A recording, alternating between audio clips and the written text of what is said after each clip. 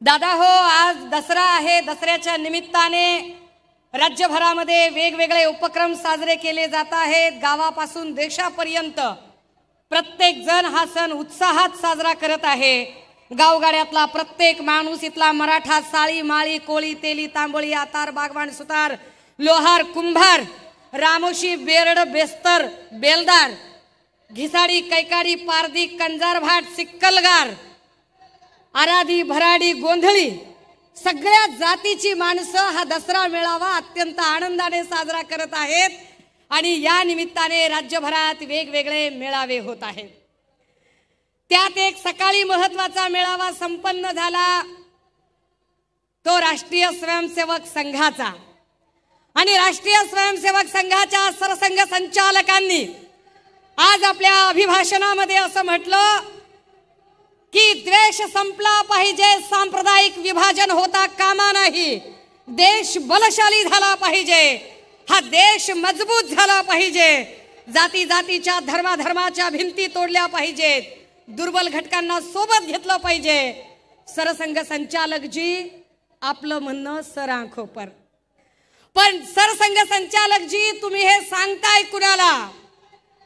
कारण महाराष्ट्रातल्या गावगाड्यात राहणारी 18 पगड, 12 बलुतेदार, 18 आलुतेदार, इथला मराठा, साळी, माळी, कोळी, तेली, तांबोळी, आतार, बागवान, सुतार, लोहार, कुंभार, रामोशी, बेरड, बेस्तर, बेलदार, आराधी, गोंधळी, भराडी, कैकाडी, कंजारभाट, सिक्कलगार, पारधी, जोशी, चित्रकथी, ही सगळी माणसं गुन्ह्या गोविंदानेच नांदतात. पण सरसंघ संचालक महोदय, जर खरंच द्वेषबुद्धी संपवायचा सल्ला द्यायचा असेल तर आमची आपल्याला दोन्ही हात, तिसरं मस्तक जोडून नम्रतेची विनंती असेल, हा सल्ला सगळ्यात आधी राज्याचे उपमुख्यमंत्री देवेंद्र फडणवीसांना आपण द्यावा. ज्यांनी या राज्यामध्ये माणसात माणूस ठेवला नाही, जातीत जात ठेवली नाही, ज्यांनी इथे द्वेषाचं राजकारण पसरवलं आणि ते द्वेषाचं राजकारण पसरवण्यासाठी कोकणमध्ये न चालणारी चिल्लर जी बाजारातनं रद्दबातल झाली आहे, असे 4 12 तुम्ही इथं बाजारात आणताय आणि तुमची न खपलेली 4 12 चिल्लर इथे लोकांमध्ये जर जाती द्वेष पसरवत असेल तर सरसंघ संचालक साहेब, जरा देवेंद्रजींचे कान उपटा आणि सांगा त्यांना की आम्हाला हा महाराष्ट्र शांत हवा आहे, इथे सांप्रदायिक विभाजन कृपया करू नका. पण हे सांप्रदायिक विभाजन का केलं जाते? का? आधी ही 4 12 चिल्लर हिंदू मुस्लिम करत होती, पण आम्ही आभार मानतो इथल्या हिंदूंचेही आणि मुस्लिमांचेही, ज्यांनी कमालीचा संयम दाखवला, ज्यांनी कमालीचा समंजसपणा दाखवला आणि यांच्या लव जिहाद किंवा ओट जिहाद अशा कुठल्याही धार्मिक विद्वेषाची पेरणी करणाऱ्या, विष पेरणी करणाऱ्या यांच्या कुठल्याही बोलण्याला त्यांनी कवडीची किंमत दिली नाही. मग त्यांनी दुसरा खेळ चालवलाय. आता हिंदू मुस्लिम कार्ड चालत नाही म्हटल्यावर मराठा ओबीसीचं कार्ड खेळण्याचा प्रयत्न आता पुन्हा त्यांच्याकडून येतोय. हे मराठा ओबीसीचं कार्ड खेळणारी माणसं गावगाड्याची वीण उसवण्याचा प्रयत्न करत आहेत. माय मावल्या हो, दादा हो, राजे हो, अरे विचार करा, कालपर्यंत आम्ही गावगाड्यात सगळे एकत्र राहत होतो. आमची मराठा समाजातली मराठ्याच्या बाईला जर संक्रांतीचा सुगड पुजायचा असेल तर ती कुंभाराळीत जायची आणि सुगड आणायची. कुंभाराला जर नवरात्रीची माळ आणायची असेल तर ती माळ्याकडे जायची आणि देवीची माळ आणायची. माळ्याला जर काही आऊत लागला, नांगर लागला तर तो सुतार गल्लीत जायचा आणि आऊत आणि नांगर आणायचा. सुताराला दुर्डी लागली, सूप लागलं, टोपलं लागलं, तो कैकाड्याच्या बुरडाच्या गल्लीला जायचा. आणि यांना कुणाला जोंधळा लागला तर ते अजून कुळी कुणबटाच्या खळ्यावर जायचे. ही सगळी माणसं एकत्र नांदत होती, पण यांच्यामध्ये जातीपातीच्या भिंती तयार केल्या त्या शिंदे साहेबांनी आणि फडणवीसांनी. हे आम्हाला शहाणपण सांगतात. आणि हे का असं करतात? कारण यांना माहिती आहे की उद्या निवडणुका लागल्या आणि लोकांमध्ये गेले तर लोक यांना प्रश्न विचारणार आहेत. लोक यांना प्रश्न विचारतील की इथल्या बेरोजगारीचं काय केलं, इथल्या नोकर भरतीचं काय केलं. सत्तेत आल्यापासून एमपीएससीच्या 70 प्रकारच्या परीक्षा झाल्या आणि 70 प्रकारच्या परीक्षांमधल्या 65 परीक्षा यांची पेपर फुटी झाली। यावर लोक प्रश्न विचारतील, लोक पेन्शनवर प्रश्न विचारतील, आरोग्य भरतीवर प्रश्न विचारतील, तलाठी भरतीवर प्रश्न विचारतील, होमगार्ड प्रश्न विचारतील। आश्रमशाळेतले शिक्षक ज्यांच्या पगारी झाल्या नाहीत त्या आश्रमशाळेतले शिक्षक प्रश्न विचारतील, आरोग्य खात्यातले आमच्या कर्मचारी आया बहिणी प्रश्न विचारतील। या प्रश्नांची उत्तरं या लोकांकडे नाही आहेत आणि म्हणून ही माणसं राजकारण करतात। बरं, आपण याच्यावर जेव्हा कधी यांना प्रश्न विचारावे त्यावेळेला ते लगेच सांगत असतात की नाही, याच्यावर राजकारण करू नका, त्याच्यावर राजकारण करू नका, हे बोलू नका, ते बोलू नका। कोण राजकारण करते? कोणत्या प्रश्नाची उत्तरं त्यांनी दिली? ते शिंदे साहेबांचे सगळे बोलघेवडे आमदार आकडे सांगतात। 6,000 कोटीचा निधी, 10,000 कोटीचा निधी, 5,000 कोटीचा निधी। अरे गेला कुठे? गावात रस्ते नाही, नीट लाईट नाही, गटर नाही, मीटर नाही, गेले कुठे हजारो कोटी रुपये तुमचे? किती किती थापा हाणाल आणि किती लोकांना भुलवाल, पण यावर ते चकार शब्दाने बोलत नाहीत। या प्रश्नांची उत्तरं ते देत नाहीत। शेतीमालाला भाव का नाही, सोयाबीन कापसाचं काय झालं, यावर ते काहीच बोलायला तयार होत नाहीत। यावर बोलायचं सोडून ते जातीपातीचे भांडणं लावायचा प्रयत्न करतात। आर्थिक प्रश्नावर तर ते बोलतच नाहीत। दादा हो, 1962 पासून ते 2014 पर्यंत, 1962 ते 2000 या राज्यावरचं कर्ज होतं 2,37,000 कोटी आणि गेल्या 10 वर्षात कर्ज झालं 9,54,911 कोटी। 10 वर्षात तिपटीने कर्ज वाढलं। ही वित्तीय तूट इतकी मोठी आहे की कदाचित पुढची 10 वर्ष ती तूट भरून निघणार नाही। तरीही घोषणांची आणि आश्वासनांची खैरात चालू आहे। काल परवा जाहिरातीचेच पैसे देत नाहीत म्हणून जाहिरातदार आणि कंत्राटदार बोलत होते, त्यावरही ते बोलायला तयार होत नाहीत। बरं, आपण काही बोलावं तर ते म्हणतात राजकारण करताय तुम्ही। कुणी राजकारण केलं? शिंदे साहेब, राजकारण कुणी केलं ते जरा नीट समजून घ्या। जिवंत माणसांचं सोडा, तुम्ही तर महापुरुषांचं सुद्धा राजकारण केलं। शिंदे साहेब, तुम्हाला एकही आंदोलन हाताळता आलं नाही। आम्हाला आनंद आहे की सन्मान्य पक्षप्रमुख जेव्हा जितका काळ या राज्याचे मुख्यमंत्री म्हणून होते तेवढा काळ या राज्यात एकही सांप्रदायिक आणि धार्मिक दंगल झाली नाही। पण शिंदे साहेब, तुम्ही ठरवून धार्मिक दंगली घडवून आणल्या। धार्मिक दंगली घडवण्यासाठी कारणीभूत असणाऱ्या शांतिगिरी सारख्या महाराजाच्या पाठीशी उभं राहण्याची भूमिका तुम्ही घेतली। तुम्ही खऱ्या अर्थानं महाराष्ट्र नासवण्याचं काम केलं। तुम्ही शहाणपण सांगायचं आम्हाला आणि ते सांगतात महापुरुषांचं राजकारण। शिंदे साहेब आठवा, तेव्हा तुम्ही इकडेच होतात, नंतर गद्दारी करून गेलात। तुम्ही काय केलं? 10 वर्षापूर्वी 2014ला नरेंद्र मोदी यांनी इंदू मिलची कुदळ मारली होती। गेल्या 10 वर्षात डॉक्टर बाबासाहेब आंबेडकरांच्या स्मारकासाठी त्या इंदू मिलची एक साधी वीट रचली नाही। याच्या उलट दीक्षाभूमीचं खोदकाम तुम्ही केलं। तुमची आघोरी भूक काही संपत नाही। तुम्ही किती राजकारण करावं? इकडे तुम्ही इंदू मिलचं स्मारक उभं केलं नाही, तिकडे अरबी समुद्रामध्ये छत्रपती शिवरायांचं स्मारक उभं करणार होतात। ते छत्रपती शिवरायांचं स्मारकही तुमच्याच्याने उभं करणं झालं नाही। हे तर नाहीच नाही, पण याच्याही पेक्षा आश्चर्य की छत्रपती शिवरायांचा पुतळा पडतो। शिंदे साहेब, छत्रपती शिवरायांच्या पायाशी जाऊन तुम्ही शपथ घेतली। किती खोटारडं वागाल। महाराजांची शपथही तुम्ही पाळली नाही आणि तुम्ही वरून ते सांगतात की पुतळा कशाने पडला, तर म्हणाले ताशी 45 किलोमीटरचा वारा होता।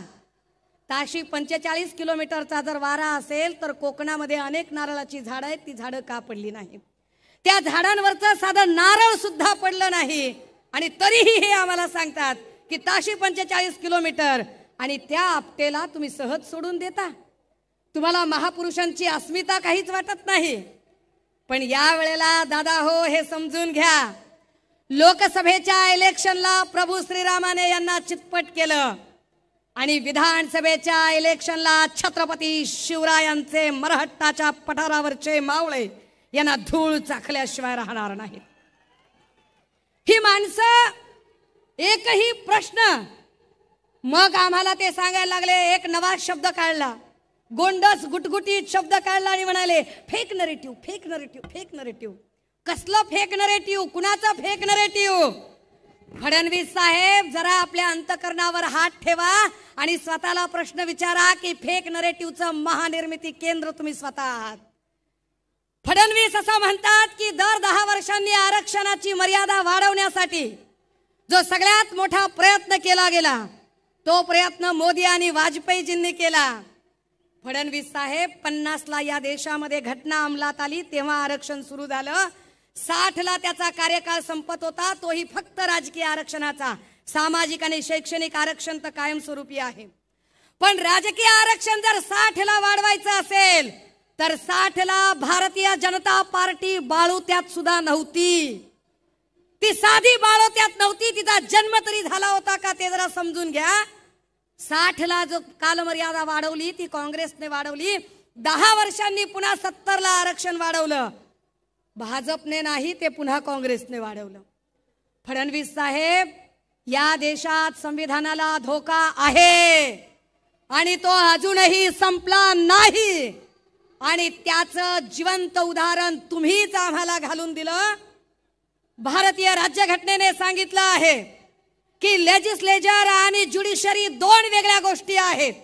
न्यायपालिका आणि कायदेमंडळ वेगवेगळे असले पाहिजेत आणि न्यायपालिकेने स्वतःची स्वायत्तता अबाधित ठेवली पाहिजे.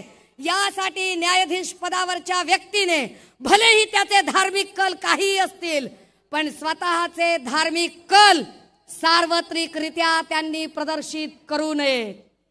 असं असताना सुद्धा जर या देशाच्या सर्वोच्च न्यायालयाचे सरन्यायाधीश आरतीसाठी जात असतील तर याचा अर्थ काय काढायचा बरं? आणि यावर शिंदे साहेब, आपल्याकडून मी अपेक्षाच करू नये, कारण टेलिप्रॉम्प्टरवर आपण कॉपी वाचणार किती, भाषण करणार किती. आपल्याला वाचून वाचून भाषण करून आपल्याला त्याच्यातल्या कॉन्सेप्टही कळणार नाहीत. पण हे आपल्याला कधी लक्षात यावं की या देशाचा काय पद्धतीने या राज्याचा खेळखंडोबा शिंदे, फडणवीस, पवार या सगळ्या लोकांनी केला.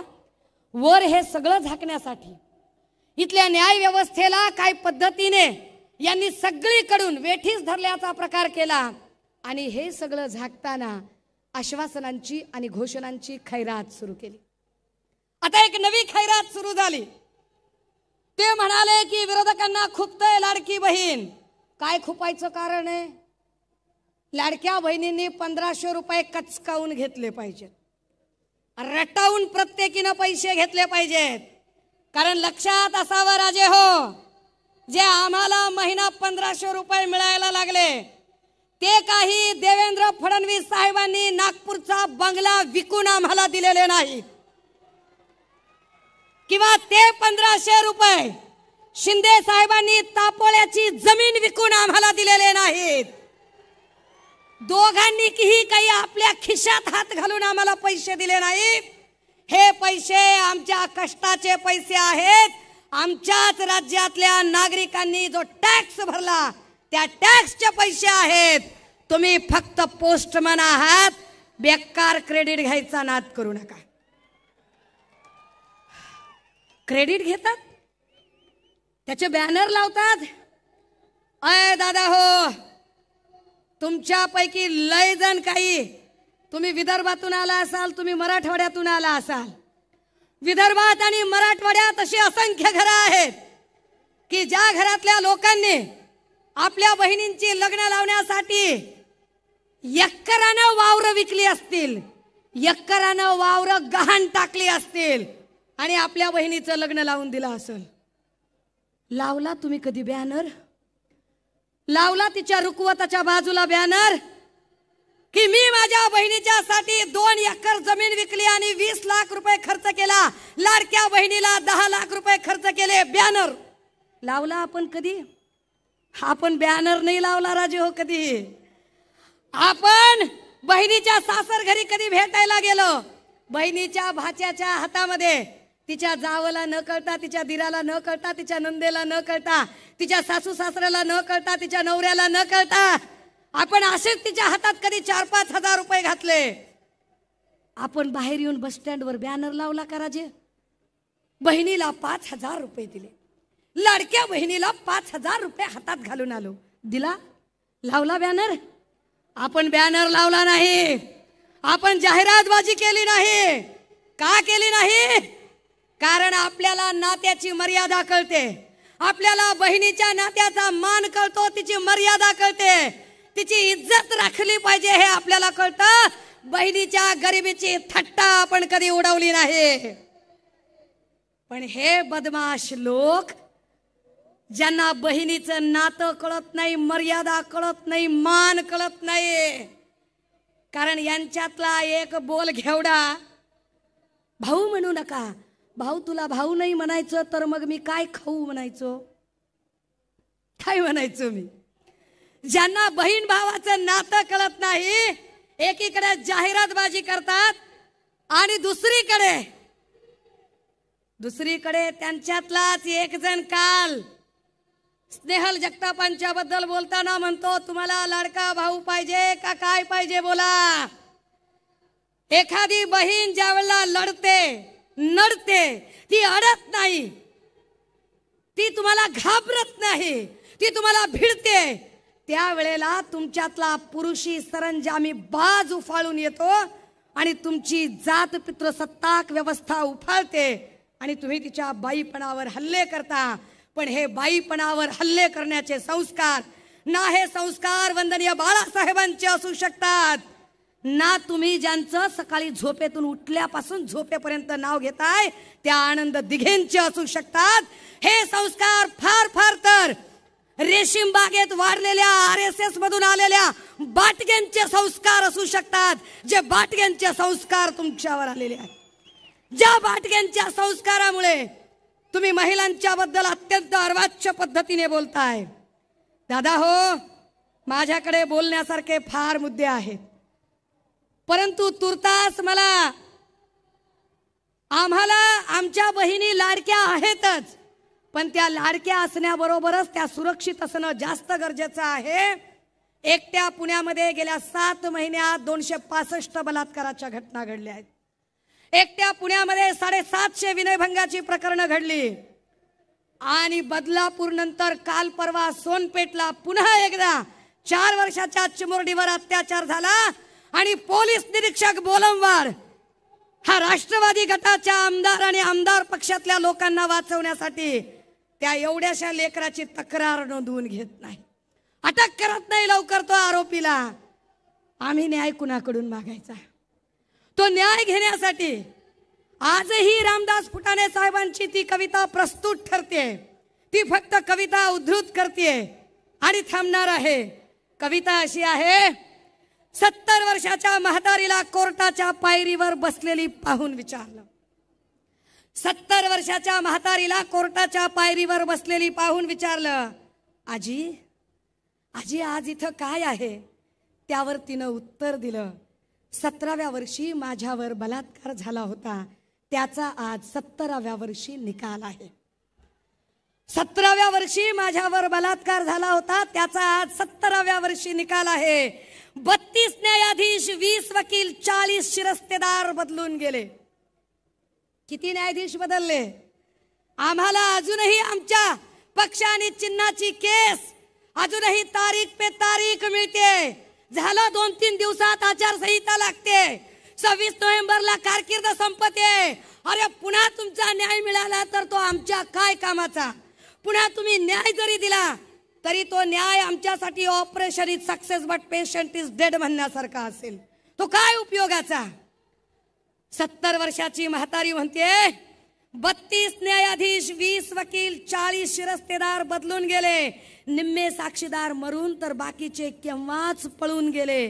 कितीतरी बलात्कारित मावल्या मरून गेल्या, मी मात्र जिवंत आहे.